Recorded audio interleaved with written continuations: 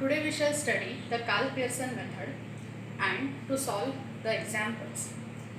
Just see the observations. You have a variable x, variable y. The observations for the variable x are listed 25, 38, 30, 28, 34, 40, 36. Similarly for y, the observations are listed here. Now the first thing that we will do is we will find the mean of x. For finding mean of x, we need to calculate what is summation x.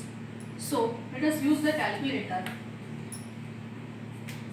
So summation x will be 25 plus 38 plus 30 plus 28 plus 34 plus 40 plus 36. That comes out to be 231. Now the number of observations here are 1, 2, 3, 4, 5, 6, 7. So n is your 7 and here x bar will be 231 divided by 7, which comes out to be 33. Now note that this is an integer value. Similarly for y, we can calculate the mean for y by taking first the summation y as 65 plus 75 plus 68 plus 70 plus 72 plus 79 plus 75. That turns out to be 504, and so the mean y bar will be 504 divided by the number of observations, and they are 7. So 504 divided by 7 comes out to be 72.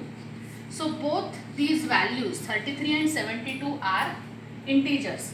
So I need to calculate the value of correlation coefficient by this formula. So in these cases, wherever x bar and y bar are integers, we will calculate the value by this formula. R is equal to summation x minus x bar into y minus y bar upon square root of x summation of x minus x bar square into square root of summation y minus y bar square. Now you see the formula, and according to the formula you set the headings of the table. So here I have x minus x bar, I have y minus y bar. I have to take the summation of their product, so it is x minus x bar into y minus y bar. Similarly, I have to take the root of the summation of the square, so I will take x minus x bar square. Similarly, y minus y bar square. Now let us calculate first what is x minus x bar. So x is 25 and x bar is your 33. So I can write here x minus 33 also. No problem in that. So let us calculate it. So it is 25 minus 33, which comes out to be minus 8. 38 minus 33 comes out to be 5.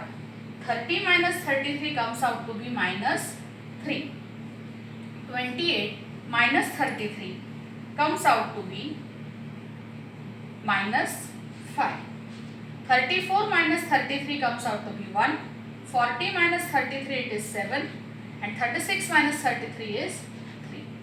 Now if I take the summation of all these values, that is summation x minus x bar. So if I add them, it is, you can see here mutually, that is minus 5 plus 5 get cancelled out.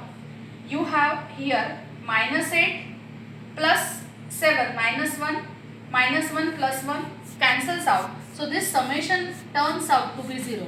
You can verify by using the calculator also. Minus 8 plus 5 plus minus 3 plus minus 5 plus 1 plus 7 plus 3, and the summation is 0. Then let us count for y minus y bar also. So y bar is 72. So I can write here y minus 72.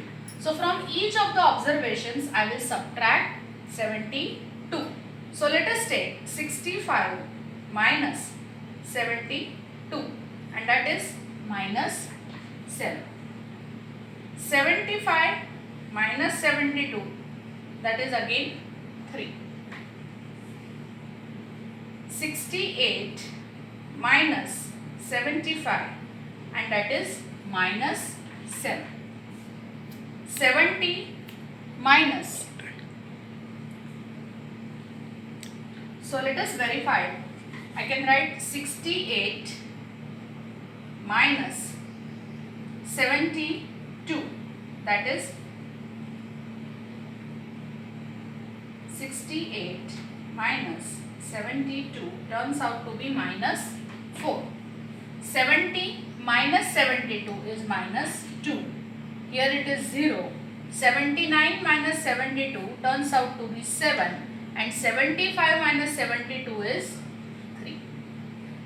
Now if you will just calculate these values, so it is, let us verify, 65 minus 72 is minus 7, 75 minus 72 is plus 3, 68 minus 72 is minus 4, 70 minus 72 is minus 2, 72 minus 72 is 0, 79 minus 72 is 7, 75 minus 72 is 3. So let us add it. So it is minus 7 plus 3 plus minus 4 plus minus 2 plus 7 plus 3, which is again 0. So the summation y minus y bar is 0. Now the next column is x minus x bar and y minus y bar. So we have to multiply both of these values. So it is, here I am getting it as, this is, you should be particular, this is x minus x bar is minus 8. So minus 8 into minus 7 is 56. 5 into 3 is 15. Minus 3 into minus 4 is 12. Minus 5 into minus 2 is 10. 1 into 0 is 0. 7 into 7 is 49. And 3 into 3 is again 9. So now I will take the summation of this x minus x bar into y minus y bar by the calculator and let us calculate it. It is 56 plus 15 plus 12 plus 10 plus 49 plus 9 and that comes out to be 151. So this summation is 151. Now the next column is x minus x bar square. So for finding x minus x bar square, we have to take the squares of all these values and simply write it here. So minus 8 square is 64. 5 square is 25. 3 square is 9. 5 square is 25. 1 square is 1. 7 square is 49 and 3 square is again 9. So I take the summation of x minus x bar square and let us find out by again calculator, that is 64 plus 25 plus 9 plus 1 plus 49 plus 9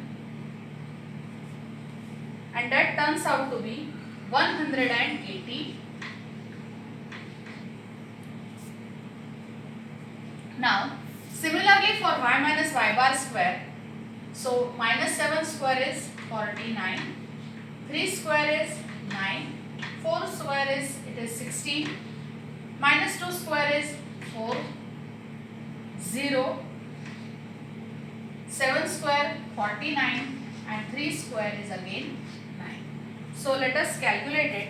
So I will get 49 plus 9 plus 16 plus 4 plus 49 plus 9 and that turns out to be 136. Now once I get the summation of this, I will substitute these values in the formula. So in the formula, you can see out that summation x minus x bar into y minus y bar. Which column is corresponding here? The total of this column is 151. Now let us see the denominator. Square root of summation x minus x bar square.